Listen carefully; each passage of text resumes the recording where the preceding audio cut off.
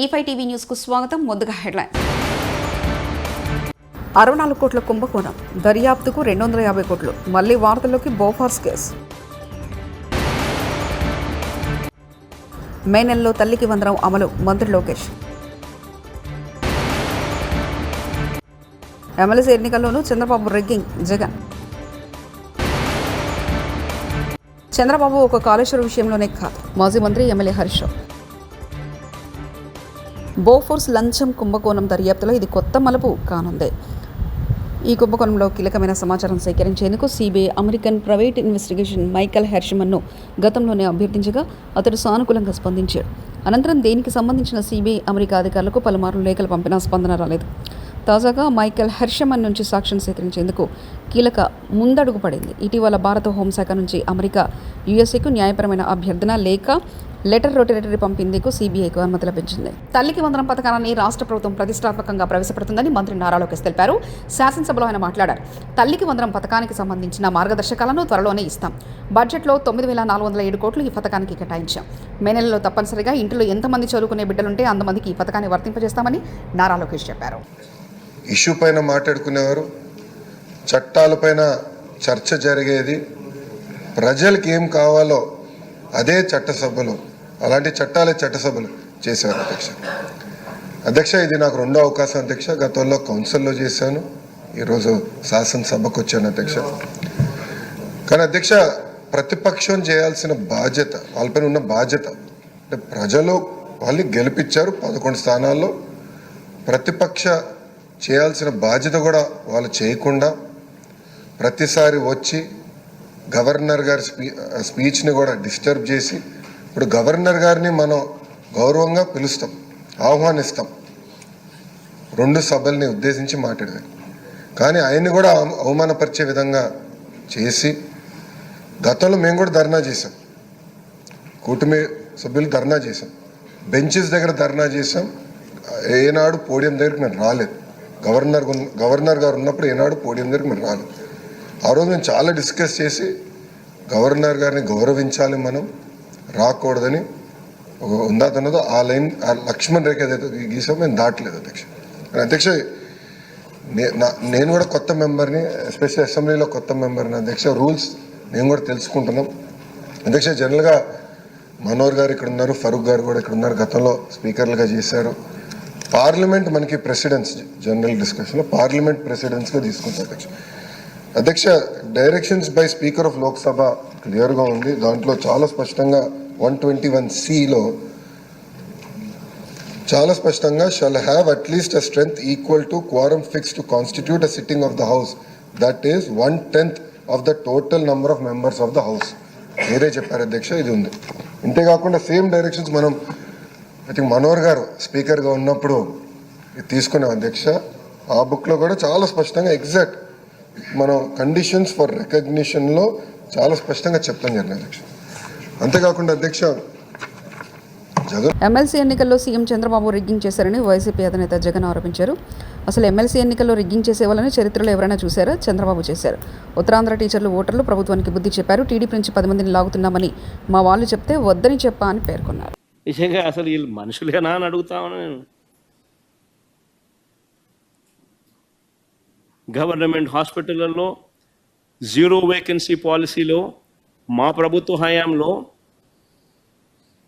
National figures చూసుకుంటే nation wide specialist డాక్టర్ల కొరత గవర్నమెంట్ హాస్పిటల్లో ఎంతమంది ఉన్నారని చెప్పి నేషన్ వైజ్ నెంబర్ తీసుకుంటే 61% ఉంటే మన రాష్ట్రంలో 4% వైఎస్ఆర్సీపీ హయాంలో 0 వేకెన్సీ పాలసీ పెట్టి ఆ మాదిరిగా రిక్రూట్ చేసి ఆ మాదిరిగా పేదవాడికి తోడుగా ఉన్న పరిస్థితుల నుంచి గవర్నమెంట్ హాస్పిటల్లో WHO GMP ప్రమాణాలు గల మందులు మాత్రమే అందుబాటులో ఉండేట్టుగా చర్యలు తీసుకున్న పరిస్థితి నుంచి ఈరోజు వ్యవస్థలన్నీ కూడా ధ్వంసమైపోయిన పరిస్థితులు కనిపిస్తూ ఉన్నాయి.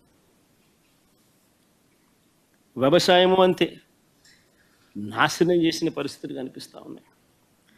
విత్తనం నుంచి పంట పండిన తర్వాత రైతు అమ్ముకునే పరిస్థితి వరకు ప్రతి అడుగులోనూ రైతుని చేయి పట్టుకొని నడిపించిన ప్రభుత్వం వైఎస్ఆర్సీపీ.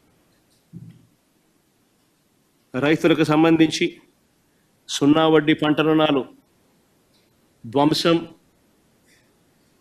రైతులకు సంబంధించి ఉచిత పంటల బీమా ధ్వంసం, సీజన్ ముగిసేలోగానే రైతులకు ఇన్పుట్ సబ్సిడీ ఇచ్చే కార్యక్రమం. ప్రతిపక్ష హోదాపై నిరాధార ఆరోపణలతో వైకాపా ఎమ్మెల్యే జగన్ తప్పుడు ప్రకటనలు చేస్తున్నారని ఏపీ శాసనసభ స్పీకర్ అయ్యన్న పాత్రుడు అన్నారు. బుధవారం సభ ప్రారంభం కాగానే ఆయన మాట్లాడారు. సభలో 10% సీట్లు వస్తేనే ప్రతిపక్ష హోదా వస్తుందని స్పష్టం చేశారు. సీఎం హోదాలో నాడు జగన్ చంద్రబాబుకు ప్రతిపక్ష హోదా లేకుండా చేయగలనని చెప్పిన మాటలను గుర్తు చేశారు. దేవుడు తిరస్కరించిన వరాన్ని పూజారి నుంచి ఆశించడం తప్పు అంటూ అయ్యన్న వ్యాఖ్యానించారు. స్పీకర్ ఎన్నిక మరణాడు అంటే 22/6/2024 నాడు జరిగింది. ప్రతిపక్ష నాయకుడిగా గుర్తింపు ఇవ్వగలిగితే అధికారం కేవలం స్పీకర్కి మాత్రమే ఉంటుంది. అందుకే సభ్యుల ప్రమాణ స్వీకార కార్యక్రమం జగన్మోహన్ రెడ్డికి ప్రతిపక్ష హోదా నిరాకరించడానికి సూచించిన అన్న వాదన సరికాదు. నిజానికి జగన్మోహన్ రెడ్డి వైఎస్ఆర్సీపీ శాసనసభ పక్ష నాయకుడిగా ఎన్నికైనట్టు 26/6/2024 వరకు మా సచివాలయానికి తెలపలేదు. నెంబర్ 1. అలాంటప్పుడు జూన్ 26 కంటే ముందు, అందున స్పీకర్ ఎన్నిక జరగక ముందు ప్రతిపక్ష నాయకుడి హోదా గురించి నిర్ణయం తీసుకోవడం సాధ్యమా? ఇది ఒకటి గమనించవలసిన అవసరం ఉంది. ప్రతిపక్ష నాయకుడి హోదా ఎవరైనా అర్హులా కాదా అనేది కేవలం రాజ్యాంగ సూత్రాలు, కోర్టు తీర్పులు, చిరకాల సాంప్రదాయాల ఆధారంగా మాత్రమే నిర్ధారించగలరు. రేవంత్ రెడ్డి బీజేపీలోకి వస్తా అంటే ఆహ్వానిస్తాం. BJP MP Dharmapuri Arvind. ఇప్పుడు ఇట్లా కూర్చుంటాను పోతే వెనకచ్చి కుర్చీ తాగుతున్నాడు, కుర్చీ కూర్చోబెడుతున్నాడు ట్రంప్. ఈ రేవంత్ రెడ్డి వెళ్తే ఏమవుతుంది? రేవంత్ రెడ్డి బీజేపీలోకి వస్తా అంటే ఆహ్వానిస్తాం. చంద్రబాబుకు నిజంగానే తెలంగాణ మీద ప్రేమ ఉంటే తెలంగాణ ప్రాజెక్టులకు ఆంధ్రప్రదేశ్ ప్రభుత్వానికి అభ్యంతరం లేదని కేంద్రానికి సిడబ్ల్యూసీకి లేఖ రాయాలి. గోదావరి మీద నిర్మిస్తున్న సమ్మక్క సాగర్, సీతమ్మ సాగర్, వార్ధ, కాళేశ్వరం 3వ ప్రాజెక్టుకు, అలాగే నల్గొండ జిల్లాలో డిండి ఎత్తిపోతల పథకానికి కల్వకుర్తి, పాలమూరు ప్రాజెక్టుల నీటి కేటాయింపుల విషయంలో అభ్యంతరం లేదని కేంద్రానికి చంద్రబాబు నాయుడు లేఖ రాయాలి. మాజీ మంత్రి ఎమ్మెల్యే హరీష్ రావు మీరే చెప్పిన 1000 టీఎంసీలు సముద్రంలో కలుస్తున్నాయి అన్నారు కదా. మరి ఎందుకు ఈ ప్రాజెక్టులకు అడ్డు తగులుతున్నారు? ఎందుకు ఈ ప్రాజెక్టులను వ్యతిరేకిస్తున్నారు? మా భయం ఏంటంటే ఇప్పటికే చంద్రబాబు నాయుడు గారు గోదావరి బోర్డు మీద ట్రిబ్యునల్ వేయాలని అడుగుతున్నాడు. గోదావరి నది మీద మళ్ళీ ఆడ ట్రిబ్యునల్ పడితే ఏండ్ల తరబడి అట్లా ఇరుక్కపోతాయి. ఈ ప్రాజెక్టులు బయటకు రావు. ఇవి నికర జలాలు, మాకు హక్కుగా ఉన్న నీళ్లు. వీటిని ఎందుకు అడ్డుకుంటున్నారు? రాయండి కేంద్ర ప్రభుత్వానికి, సిడబ్ల్యూసీకి లేక. సమ్మక్క సాగర్, సీతమ్మ సాగర్, వార్ధ, కాళేశ్వరం 3rd టీఎంసీకి అనుమతులు ఇవ్వండి, ఆంధ్రప్రదేశ్కి అభ్యంతరం లేదు అని లేఖ రాసి మీ చిత్తశుద్ధి నిరూపించుకోవాలని నేను కోరుతా ఉన్నా. అదేవిధంగా మీ దత్తత జిల్లా, వలసల జిల్లా, ఫ్లోరైడ్ జిల్లా అయినటువంటి మహబూబ్ నగర్, నల్గొండ జిల్లాలకు నిర్మిస్తున్నటువంటి పాలమూరు ఎత్తిపోతల పథకానికి, దిండి ఎత్తిపోతల పథకానికి, కల్వకుర్తికి 40 టీఎంసీల నీటి కేటాయింపు విషయంలో మాకు అభ్యంతరం లేదు అని కేంద్ర ప్రభుత్వానికి లేఖ రాసి మీ చిత్తశుద్ధి నిరూపించుకోవాలని చెప్పి నేను కోరుతా ఉన్నా. ఎస్ఎల్బీసీ టన్నెల్లో సహాయక చర్యలకు మళ్లీ ఆటంకం. నిన్న కన్వేయర్ బెల్ట్ పనిచేయడంతో సహాయక చర్యలు వేగవంతమయ్యాయి. కానీ ఈరోజు కన్వేయర్ వెళ్లి మళ్లీ పనిచేయకపోవడంతో సహాయక చర్యలు తిరిగి ఆగిపోయాయి. దీంతో శిథిలాలు బయట తొలగించడంలో మరింత ఆలస్యమయ్యే అవకాశం ఉంది. టన్నెల్లో చిక్కుకున్న తమ వారు తిరిగి వస్తారనే నమ్మకం లేక నిరాశతో సొంత ఊర్లకు తిరిగి వెళ్తున్న బాధితుల కుటుంబ సభ్యులు.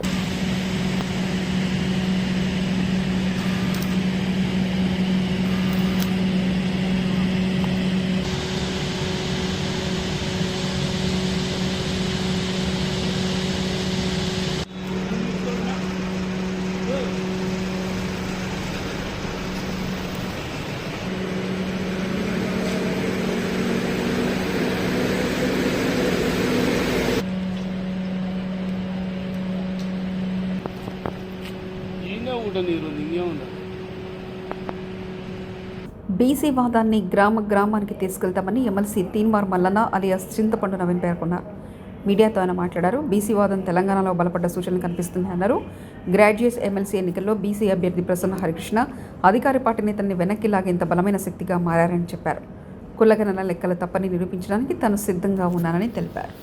జిల్లాలోనే మీ అభ్యర్థి ఓడిపోయిండు. మీరు సిట్టింగ్ ఎంపీగా ఉన్న మల్కాజ్గిరిలో ఒక్క సీట్ రాలే. ఇవాళ మీరు కరెక్ట్ గా పనిచేసినంటే 6 నెలల పాటు కరెక్ట్ గా కాంగ్రెస్ పార్టీ విధానాల కోసం పనిచేసినంటే ఆ 8 సీట్లు కూడా కాంగ్రెస్ పార్టీకి వస్తే ఇలా నరేంద్ర మోడీ ప్రభుత్వమే లేదు కేంద్రంలో. పరోక్షంగా మీరు సహకరించుకుంటా ఇవాళ కాంగ్రెస్ పార్టీని ఖతం చేసేటువంటి ఉద్దేశంతో మీరు ముందుకు పోతా ఉన్నారు. మీరు పొండి మీ విధానాలు కూడా అర్థమవుతా ఉన్నాయి. నిన్నగాక మొన్న కాంగ్రెస్ పార్టీ ఎమ్మెల్సీ అభ్యర్థి నరేందర్ రెడ్డి గారు ఆయన ఎన్నికల ప్రచారానికి పోయి ఈయన గెలిచినా గెలవకపోయినా ఒకటే అని చెప్పి, ఈయన గెలిచినా గెలవకపోయినా ఒకటే అని చెప్పే, మరి నరేంద్ర మోడీ గారు బొమ్మ పెట్టుకున్నటువంటి బీజేపీ అభ్యర్థి ఆడ గెలుస్తా ఉన్నాడు. ఇంకో టీచర్ ఎమ్మెల్సీ ఎన్నికల్లో భారతీయ జనతా పార్టీ ఒక బీసీ బిడ్డకు టికెట్ ఇచ్చి ఫస్ట్ ప్రియారిటీలో టీచర్ ఎమ్మెల్సీ గెలిచి ఆ ఇంపాక్ట్ తోటి పట్టభద్రుల ఎమ్మెల్సీ ఎన్నికలు కూడా గెలుస్తా ఉంది. మీరు జిల్లాలు మొత్తం ఈ మెదకు, ఆదిలాబాద్, నిజామాబాద్, కరీంనగర్ పిట్ట తిరిగి నడుదిరిగి ఎమ్మెల్సీ ఎన్నికలు. ఏంది ఫలితం? ఇవాళ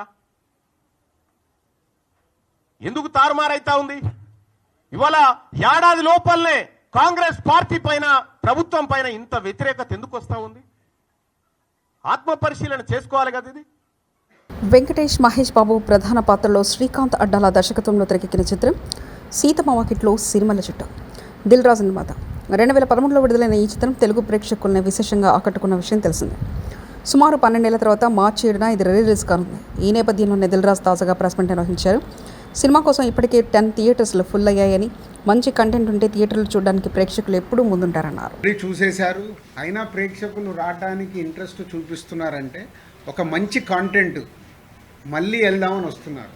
అలాగే మహేష్ బాబు గారు అభిమానులు కావచ్చు, వెంకటేష్ గారు అభిమానులు కావచ్చు, థియేటర్కి వెళ్ళి ఈ సినిమాని ఒక బ్రదర్స్ మధ్య ఉన్న మూమెంట్స్ని ఎంజాయ్ చేద్దామని ఇన్ని థియేటర్లు ఫుల్ చేశారంటే చాలా హ్యాపీగా ఉంది.